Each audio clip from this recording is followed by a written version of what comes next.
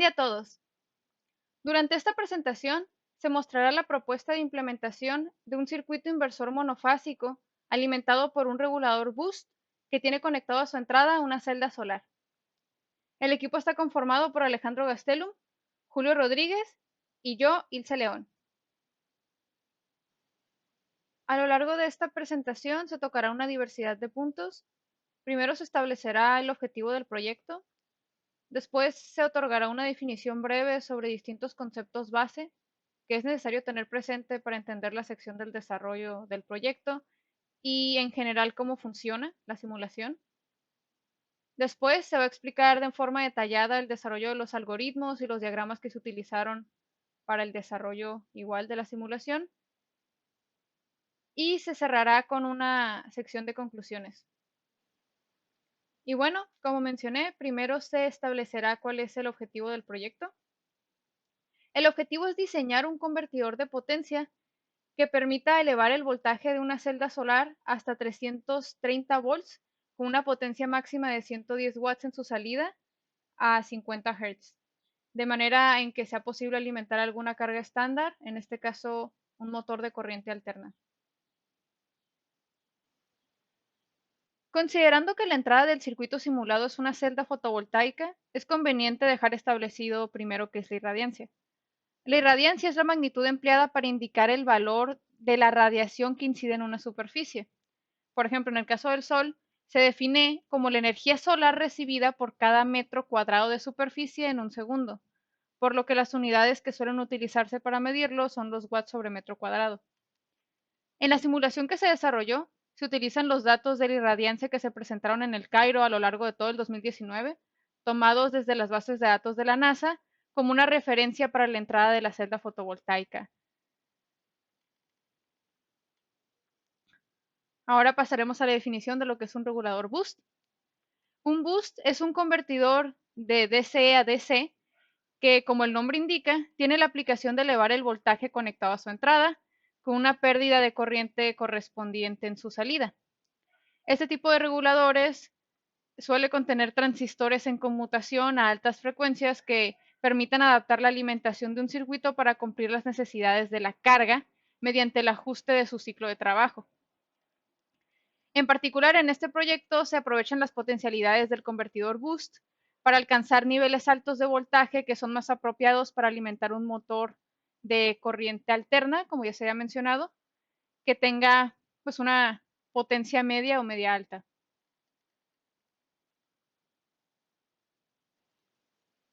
Ahora bien, en este proyecto también se utiliza un inversor de DC a AC, el cual es un dispositivo electrónico que puede transformar voltaje directo en voltaje alterno. Esta salida generalmente es en forma de una señal senoidal, aunque también hay configuraciones que permiten generar ondas cuadradas o triangulares con las características de magnitud y frecuencia que el diseñador considere convenientes para cumplir con las necesidades de alimentación de la carga del circuito que se está manejando. El último concepto que se revisará es el de controlador PI, o más bien proporcional integral. La simulación empleada utiliza este tipo de controlador a la salida de su convertidor boost con el objetivo de regular su ciclo de trabajo y por lo tanto su nivel de voltaje a la salida. El algoritmo puede expresarse de manera ideal como se ve en la fórmula que está en la parte inferior de la diapositiva. En esta expresión, UDT es la acción de control y EDT es el error calculado, el cual puede definirse como la diferencia entre el valor de voltaje objetivo a la salida y el valor actual. De tal modo, la señal de control se compone de un término proporcional al error, que actúa como un indicador del error en el momento actual y tiene una ganancia Kp, y uno proporcional a la integral del error, que actúa como un indicador del promedio de los errores pasados, con ganancia Ki. Bien, ahora el desarrollo. La verdad que para hacer el desarrollo lo más conveniente es dividir al proyecto en diferentes secciones, ya que en sí el proyecto pues la verdad es un tanto extenso y tiene bastantes partes como por así decirlo que se deben analizar. Entonces lo más importante pues es, vaya, comenzar desde el principio, ¿no? Y para hacer esto pues en este archivo se juntaron lo que son las primeras partes que trabajan por sí solas, que son el convertidor boost, que es lo que se puede observar aquí, el arreglo fotovoltaico, que es lo que se tiene acá, y un controlador PID. Esto más adelante se va a explicar por qué fue utilizado, pero es bastante necesario para el funcionamiento, al menos el funcionamiento que se le quiere dar al circuito. Primero lo primero, se tiene el convertidor boost. El convertidor boost, ya lo conocemos, es básicamente un convertidor, vaya, como dice el nombre, que permite agarrar un voltaje de entrada y amplificarlo para tener un voltaje de salida mayor. ¿Ok? Y tomando como bases diferentes fórmulas y un ciclo de trabajo, pues depende qué tanto aumenta ese voltaje de salida. En este caso, se necesitaba básicamente un dato muy importante, que es el voltaje que iba a recibir el circuito boost, y en este caso pues ese voltaje está delimitado por lo que es este arreglo fotovoltaico.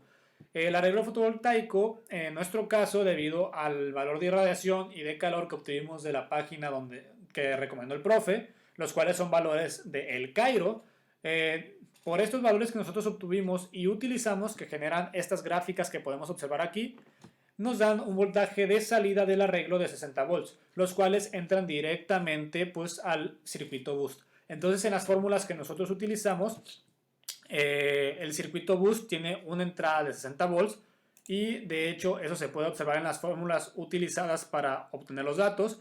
El voltaje de entrada es de 60 volts. El voltaje que nosotros esperamos de salida del boost, porque pues es lo que nosotros decidimos trabajar, son 330 volts y utilizamos una resistencia de 1000 ohms porque esa nos permitió tener una buena corriente y también una buena potencia. Entonces, con esos valores simplemente se obtuvieron datos importantes como la potencia esperada de salida y también se obtuvieron lo que son el ciclo de trabajo, que es esta fórmula, voltaje de entrada sobre el esperado de salida, y eso pues sumarle 1, que nos dio 0.82, y con esos datos pues ya se puede obtener lo que es la inductancia y la capacitancia a utilizar. Esos datos no salieron no los usamos exactamente, ya que en sí esto, más que ser como una norma de lo que se debe utilizar, son simplemente valores mínimos o valores como a partir de aquí deberías comenzar a utilizar tus valores de inductancia y de capacitancia, pero en sí no es como que de a fuerza son estos.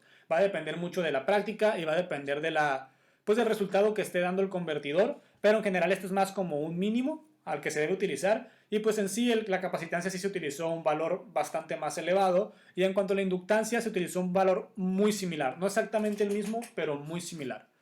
Y eso es básicamente lo que se tiene en el circuito boost. El arreglo fotovoltaico, pues como mencionamos, tenemos estas entradas de irradiación y de calor, y pues esas entradas nos dan lo que son la salida que va conectada directamente al boost. Ahora, como sabemos, el boost depende básicamente o en gran parte de lo que es el ciclo de trabajo. Y ese ciclo de trabajo, debido a que estamos recibiendo una entrada que varía, en sí, una entrada que varía pues dependiendo de la irradiación y del calor, pues no siempre no siempre va a estar recibiendo lo mismo el convertidor. Se tomaron 60 volts como base, pero puede que esté variando un poquito. Entonces, debido a esas variaciones, el convertidor debe ser capaz de adaptarse, porque si no lo hace, va a estar teniendo voltajes de salida muy diferentes. Entonces, y eso pues eso no se quiere, ¿verdad? Porque necesitamos un voltaje de salida fijo. Para controlar esto, lo que se hizo fue crear un convertidor, bueno, no crear, diseñar un convertidor PI. Y este convertidor PI básicamente lo que recibe como entrada es el voltaje de salida ideal que nosotros queremos, vaya, y a eso se le resta el voltaje de salida que se está obteniendo del convertidor boost. Entonces se hace esa resta, se obtiene un error, el error entra al controlador, el cual tiene estos valores de proporcional y de integral, que fueron más que nada obtenidos mediante prueba y error de manera muy experimental, pero eso es lo que da, y la salida del controlador pues se manda a un generador de PWM, y ese generador de PWM, ya que se generó su señal, pues se le mete al diodo para que este pues empiece a modificar, empiece a tener su efecto en el convertidor boost. Entonces ya nada más para repasar, cosas importantes, este es el valor de inductancia que se utilizó, este es el valor de capacitancia que se utilizó, y este es el valor de la resistencia que se utilizó. Aquí nada más se tienen unos cuantos scopes. Este pues muestra el controlador, o sea el valor, cómo el controlador se eleva y cómo es que alcanza el valor de duty cycle deseado. Este muestra lo que es la potencia, y este muestra lo que son los voltajes y corrientes de salida del arreglo fotovoltaico y los voltajes y corrientes de salida del convertidor boost. Entonces, si se le da a correr, se puede observar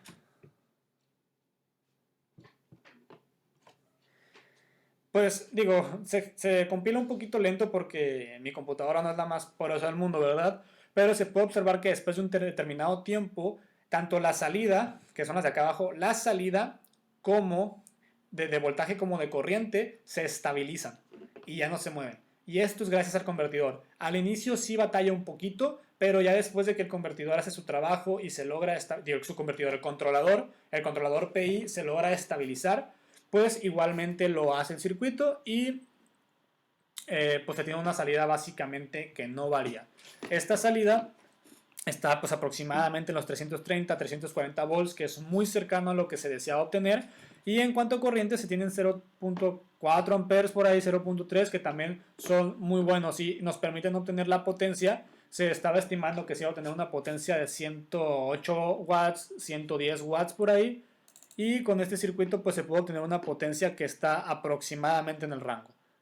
Entonces aquí está el 100, aquí está el 120, se puede observar que está un poquito abajo de la mitad, es aproximadamente, son aproximadamente 110 watts, lo cual está bastante bien. Entonces respetó bastante bien los cálculos. Y nada más final para observar pues el funcionamiento del controlador PI, pues aquí se puede ver que inicia un poquito bajo y pues se va estabilizando y al final ni siquiera se mueve. Entonces el funcionamiento del circuito pues es bastante correcto, bastante bueno, bastante estable y pues cumple con todo. Bueno, pasando a la cuarta sección, ya dejando de lado lo que sería el boost, que sería este circuito de aquí, se interconectó ahora sí el circuito final y se implementó un inversor monofásico full bridge, por lo que se aprovechan ambas zonas de la onda tanto en energías compositivas. Esto quiere decir que si tenemos 20 volts de entrada de DC, vamos a tener más o menos 20 de AC.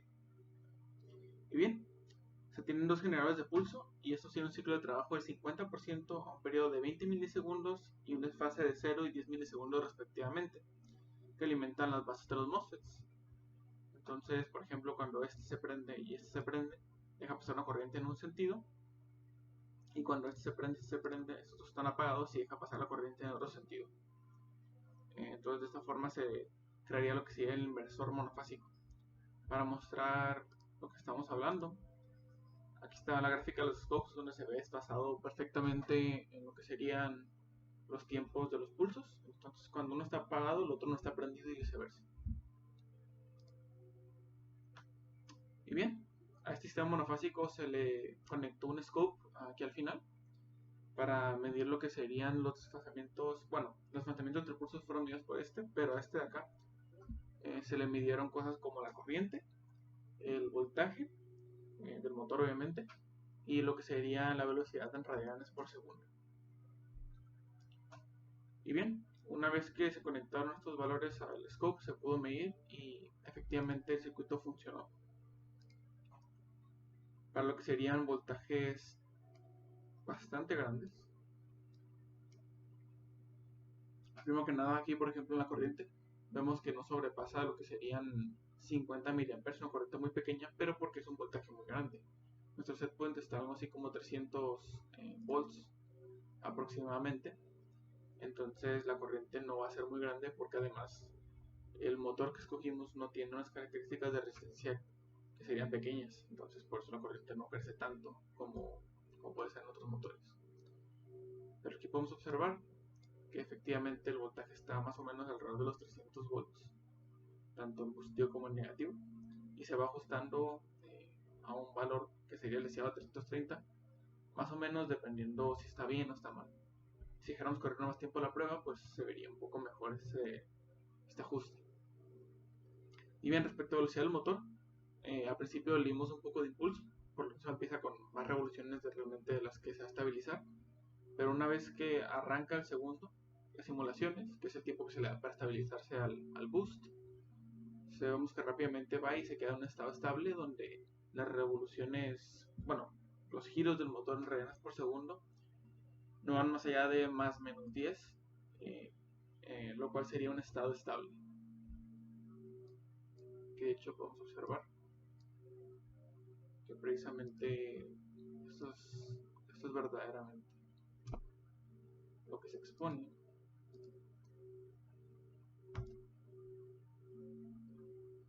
Donde básicamente El punto máximo, por ejemplo, aquí serían 153 y aquí el punto mínimo serían 147. Entonces realmente aquí no cambia más allá de 5 revoluciones. Y también se ve afectado por el voltaje que se le inyecta, obviamente. Por lo cual, si éramos esta simulación por más tiempo, la cual obviamente requeriría mucho poder computacional para cargarla, se podría observar así una banda bastante estabilizada.